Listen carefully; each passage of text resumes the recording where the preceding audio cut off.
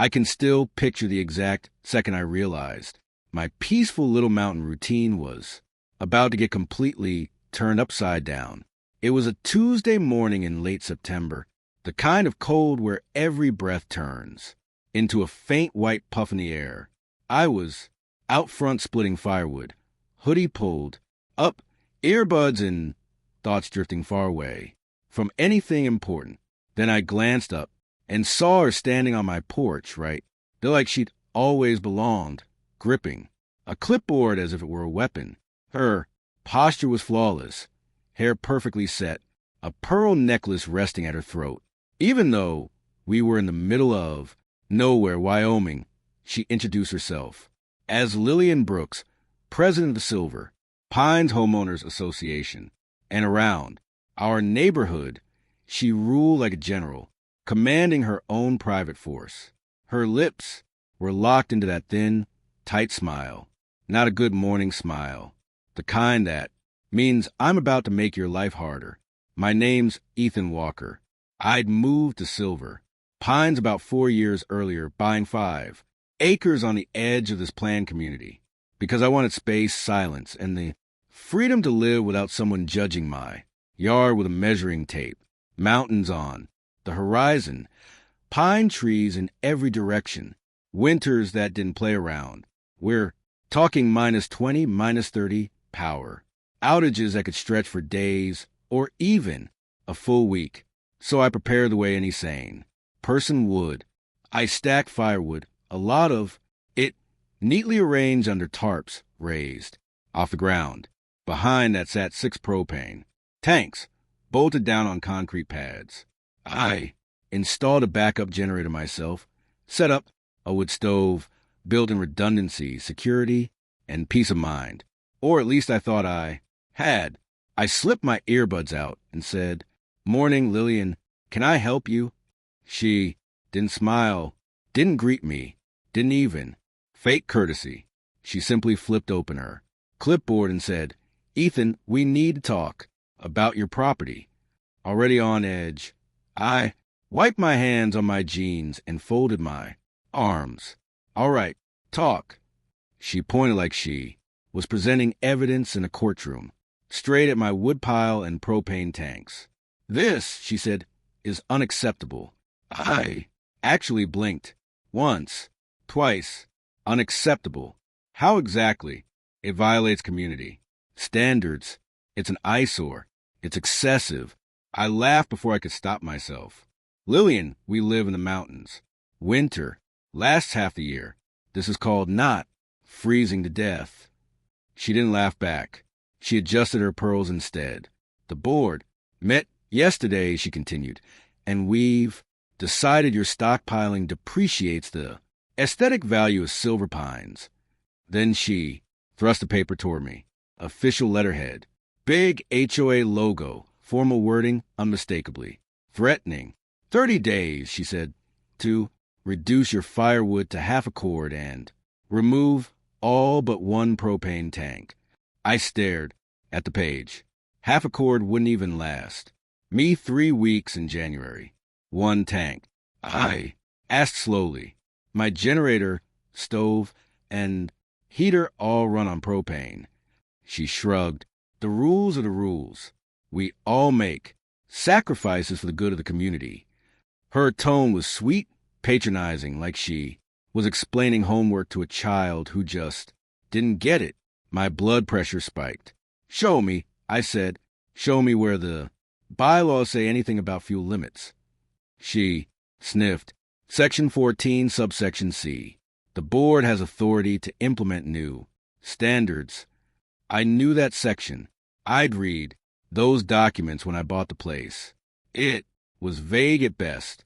Maintenance, safety, general appearance. Nothing about quantity. Nothing about energy storage. "This is overreach," I told her. "You know it." "Take it up with the board," she replied, already turning away. "But the notice stands." And just like that, she walked off my porch, leaving me holding a piece of paper that basically said, "Comply or freeze." I went inside and spent the next 2 hours rereading every HOA document I owned, line by line, highlighter in hand, notes scattered everywhere. And I was right. There was nothing that justified this. They were stretching the idea of community standards until it was barely recognizable. So I started emailing, polite at first. I explained power outages, ice storms, safety, concerns, past emergencies. Every response that came back was a template. Dear homeowner, please comply. Failure to do so will result in fines. Sincerely, the board. On day 31, the fine started. $50 every single day. I didn't pay. I didn't move a thing. I didn't give an inch. Then the certified letters began arriving. Threats, liens, foreclosure language. That's when it hit me. This wasn't about wood. This wasn't about propane. This was personal. So I started quietly talking to neighbors. Over fences, over coffee, while walking dogs. And that's when things got interesting. 3 houses down, Maria Gomez had been cited for excessive garden structures. Across the street, Kevin Reynolds was fined for parking his work truck in his own driveway. Someone else was warned for having an unapproved outdoor furniture pattern. Selective enforcement, pressure tactics. Then I heard about Lillian's brother-in-law, Marcus Hale, owner of Hale Community Management, the company handling all our HOA finances and maintenance. Suddenly, a lot of pieces fell into place. I formally requested financial records, something I was legally entitled to. They delayed, ignored me, stonewalled. I had to threaten legal action before they finally handed them over. And when they did, my jaw dropped. $15,000 a month for management of a 180-home community. It was outrageous. I compared it with nearby developments. We were paying nearly triple. Then I noticed charges for repairs no one remembered, inspections no one had witnessed, maintenance no one could verify. Meanwhile, winter kept creeping closer. October slipped into November. Nights fell into the teens. Snow began dusting the ground. My fines passed $3,000. Then 5. Lillian sent another letter. Foreclosure warning. Bold text. Red ink. That's when I decided I'd had enough. I went to the county records office and started pulling development documents, original plans, utility layouts, contracts, and buried deep in those files was a smoking gun. Silver Pines had a centralized propane system, underground distribution, installed when the community was built and managed by, you guessed it, Hale Community Management. Every homeowner is still connected, paid for propane through HOA fees at inflated, marked-up rates, bundled away, hidden from everyone except me. When I bought my place, the previous owner had already begun disconnecting from it. He told me plainly, they're charging people out of their minds. So I finished where he started, hired my own supplier, installed my own tanks, and cut my costs by about 30%. And apparently, that decision made me a problem. Because if other homeowners followed my lead, Hale would be losing thousands every single month. And Lillian's family would feel that loss directly. That's when everything snapped into focus. The notices, the fines, the pressure, the threats. They weren't trying to tidy up the neighborhood. They were trying to bully me back into their system, force me to fall in line, protect a steady cash pipeline. And I was standing squarely in the way. All right, pause the story for a moment, because this is where a lot of people watching are probably thinking, okay, Ethan, that's awful, but can they actually do that? Short answer, not the way they were doing it. Under standard HOA practices across the U.S., boards are allowed to create community standards, sure, but those standards have to meet 3 basic requirements. They have to be reasonable, they have to be clearly defined, and they cannot be selectively enforced. You don't get to wake up one day, point at a single homeowner, and say, yeah, you're the problem. That's not governance. That's intimidation. From a legal standpoint, what Lillian and her board were pulling falls under something called arbitrary enforcement. That's when rules are applied unevenly, usually to pressure or punish someone. Courts hate that. Judges see it as an abuse of power, plain and simple. Now let's talk about the money, because this is where it gets uglier. HOA board members have what's known as a fiduciary duty. That's just a formal way of saying you are legally obligated to act in the best interest of the homeowners. Not yourself, not your relatives, not your friends. If you're steering contracts toward family members without disclosure, that's not just unethical, it's potentially fraud. And psychologically, this was a classic control maneuver, a textbook trap. When people in power feel threatened, they rarely address the real issue. Instead, they invent a different one. They turn you exposing overbilling into you violating community standards. It reframes the conflict. It paints you as a villain. And if you comply even once, they own you. The reality is HOA conflicts are almost never about the surface issue. Not really. They're about money, ego, and control. The firewood was just an excuse. Once I understood what was really happening, I stopped trying to reason with the board. You don't negotiate with people who are actively trying to protect a scam. You document. You prepare. You get backup. The first thing I did was call a lawyer. Her name was Vanessa Morales. She specialized in HOA disputes, sharp, direct, no nonsense.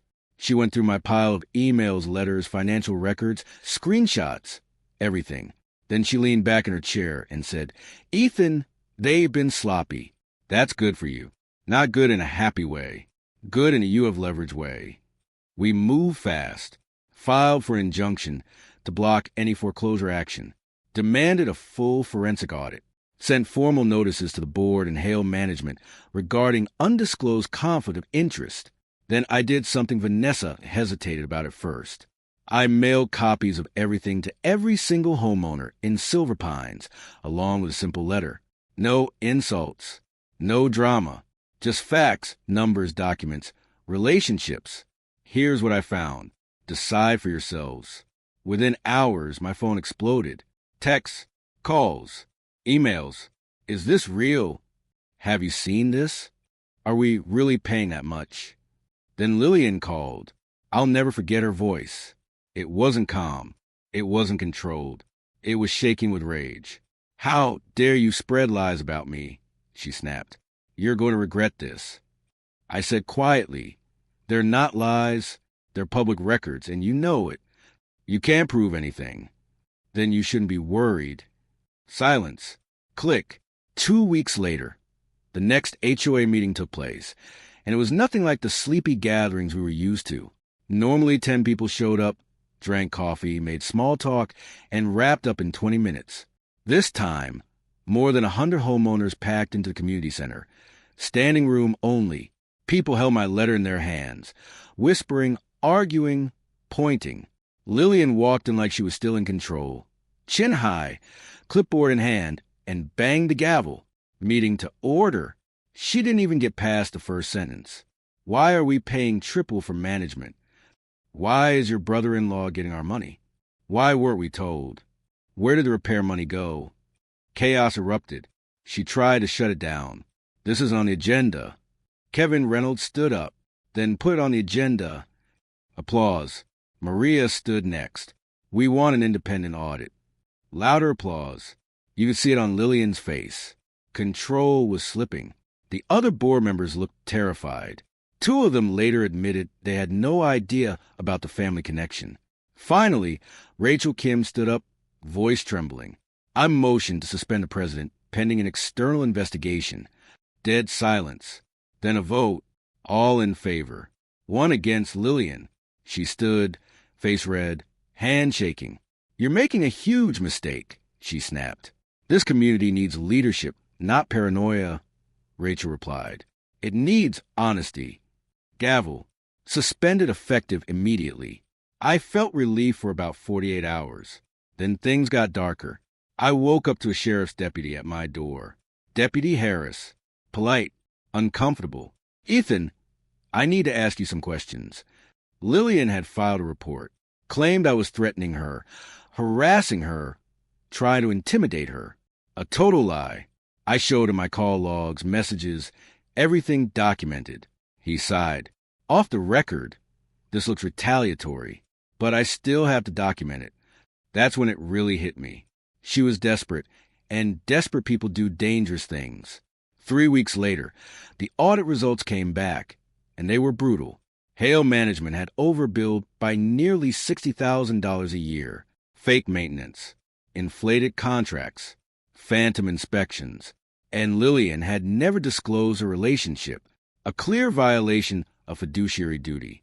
The board fired Hale immediately, filed suit, removed Lillian permanently, and banned her from holding future positions. But winter didn't care about our paperwork. December arrived like a hammer.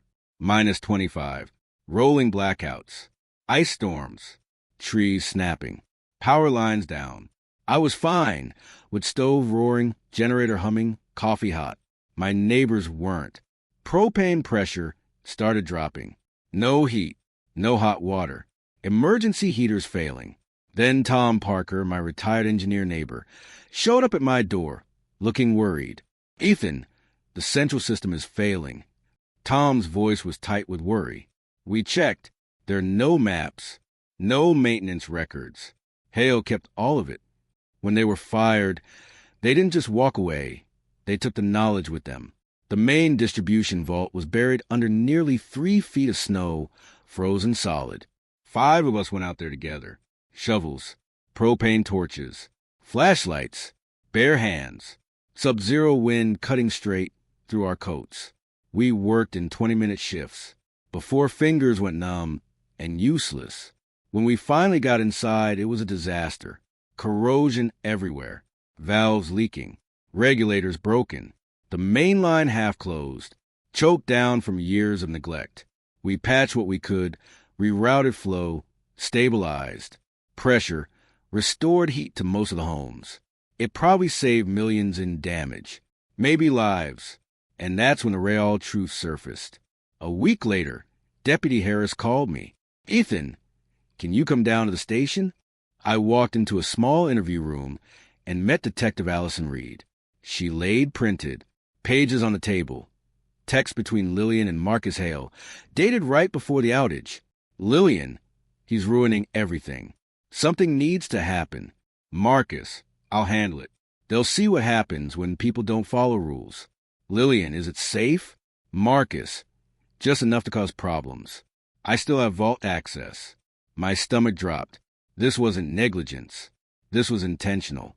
They had sabotaged the system during a cold snap to make me look reckless, to scare the community, to claw, back control. Detective Reed spoke quietly. "If you and your neighbors hadn't fixed it, people could have died." They were arrested that same week. Fraud, conspiracy, utility, sabotage, reckless endangerment. The news exploded. HOA president arrested in utility. Sabotage case. I gave no interviews. I didn't need to. The facts were enough. By spring, both of them took plea deals. Marcus got years. Restitution. Bankruptcy. Lillian received 3 years. Banned from HOA leadership for life. The board rescinded. My violation wiped $6,000 in fines and passed new rules protecting emergency preparedness. My setup became the example. Somehow, the guy who just wanted to stack what ended up exposing a criminal operation. After everything settled, court dates, headlines, audits, emergency repairs. After Silver, Pines finally returned to being a quiet mountain neighborhood again.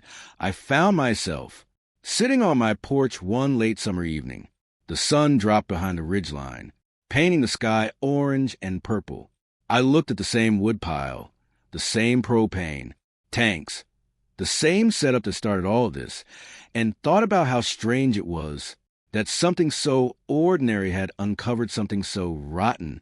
Because, honestly, when most of us buy into an HOA, we're not thinking about corruption. We're thinking snow, removal, trash pickup, maybe keeping the place from turning into a junkyard. We assume the people in charge are decent, doing their best. But power has a funny way of changing. People, especially small power, a title, a gavel, a little authority. Suddenly, some folks start confusing serving with controlling. That's where things break down. The lesson here is you don't have to be loud to stand up for yourself. You don't have to be aggressive. You don't have to start fights. But you do have to pay attention. Ask questions.